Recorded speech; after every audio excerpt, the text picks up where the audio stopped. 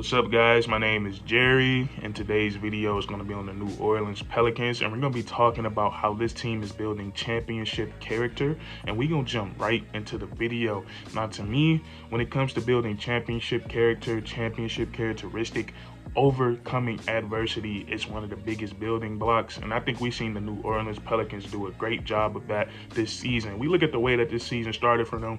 No Zion Williamson, no idea if he was going to play this season or not, and then they got off to a really rough start. They started the season off 1-12, and then it went to 3-19, and usually when a young team like that, when they get off to that type of start, they usually go into tank mode. And it's so many different ways the Pelicans could have did that. They could have sat their best players. They could have kept Brandon Ingram out with all the injuries he was dealing with that season. But Coach Willie Green, who everybody is so proud of, and everybody should be proud of him because he did such a great job this season. And we seen how emotional he was last night after last night's loss, because it's just a lot of emotions overwhelming him for the great job that he did this season. But we got to give major props to Coach Willie Green, because what he was able to do for this team and do for these young players it was very special, because his style is he can coach in between the lines, but the positivity and the confidence that he instills into these players, it's an amazing thing. And that's the best. I feel like that kind of coaching style is a lot more better than that hardcore kind, because it's all about finding the balance. I'm pretty sure he gets hard on his guys when he has to, but he also reminds them of how good they are. And Coach Willie Green, he kept that fire instilled in these players, and he figured it out. He figured out how to start winning these ball games without their best players, without Brandon Ingram, without Zion Williamson. And there was a lot of times where the Pelicans, they had to grind out those wins. They had to play great defense. They had to dive for every loose ball.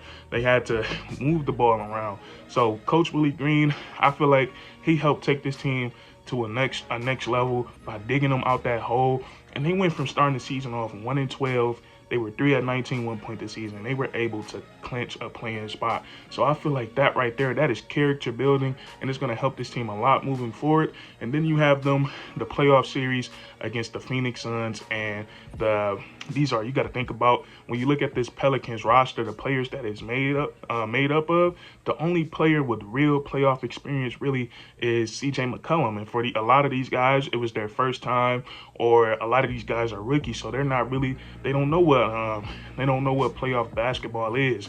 And we kind of saw that in game one. As they came out, it seemed like the nerves was getting to them, and as that game went on, they got a little bit more comfortable. And in game one, they made it look like a ball game, and then next thing you know, they won a couple of games. But it's who they were facing.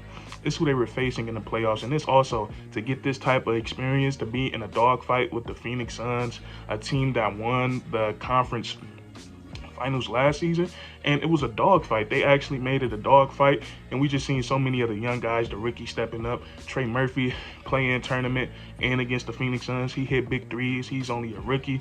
Herb Jones and Jose Alvarado, their assignment was Chris Paul for the whole series, and we know Chris Paul is an all-time great, and he's still one of the best point guards in this league, and we see how cerebral he still is. He went 14-14 in the closeout game, so they were having to guard that offensive genius the whole series.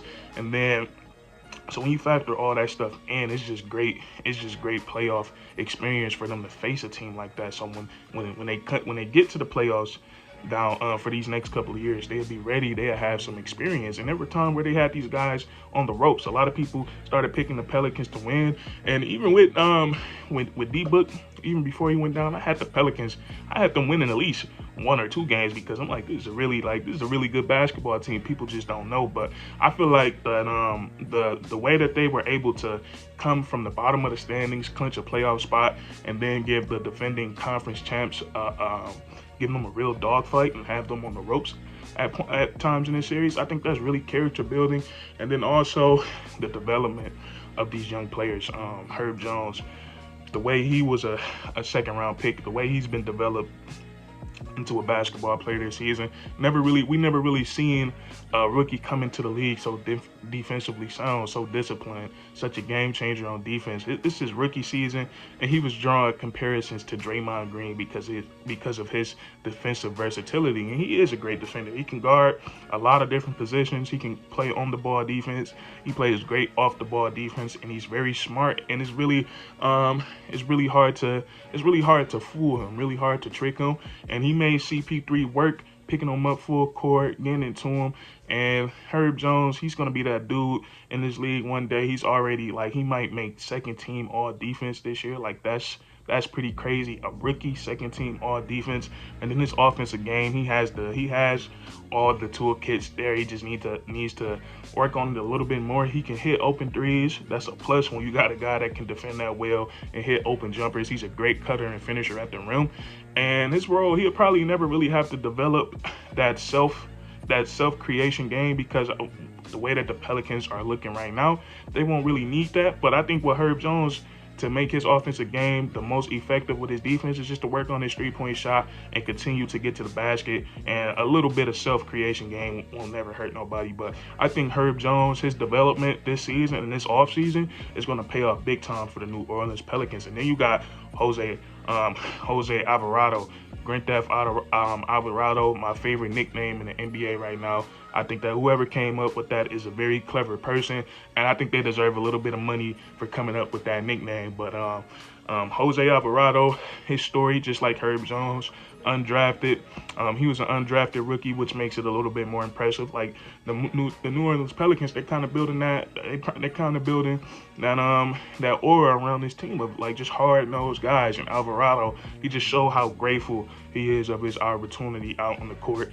He's another guy that plays so hard on the defensive side of the ball. Him too, picking up Chris Paul 95 feet. We seen him in this series. We seen him force Chris Paul into 2 8-second violations, and that's just something we don't see. We seen how flustered it got Chris Paul because he's not used to nobody doing that to him. And Chris Paul called himself the point guard. So, well, Chris Paul don't call himself that. We as NBA fans call him the point guard. But Jose Alvarado, he's great on the defensive side of the ball. And what I like about him and also Herb Jones is that they're poisonous. Their calmness, they look like old men out there. They look like veterans, like they've been here before.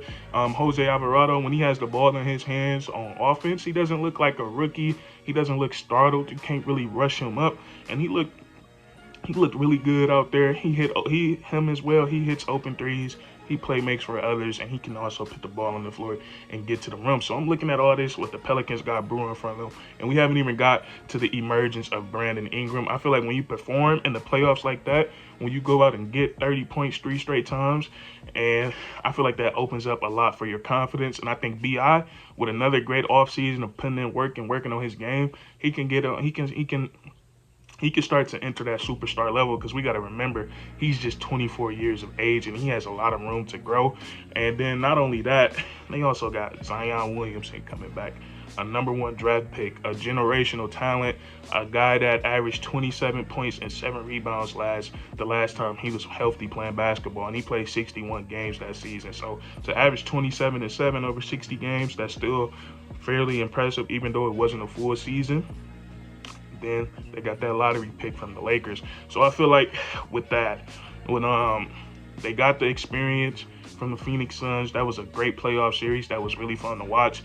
They figured out how to overcome things when things aren't going their way by coming from the bottom of the standings all the way to the top. Not to the top, but all the way to a playoff spot. And then also they got superstars in the making. They got Zion Williamson, Brandon Ingram, and then they got that savvy veteran guard and CJ McCollum. And then also they have the Lakers lottery pick. So the New Orleans Pelicans, I feel like even though they didn't advance to the first round, they built a lot of championship characteristics this season. And that's going to be it for this video. If you enjoyed, leave a like, comment down below if you think they built championship characteristics this season, and then subscribe for more weekly content. We do this all the time, man, and that's curtains.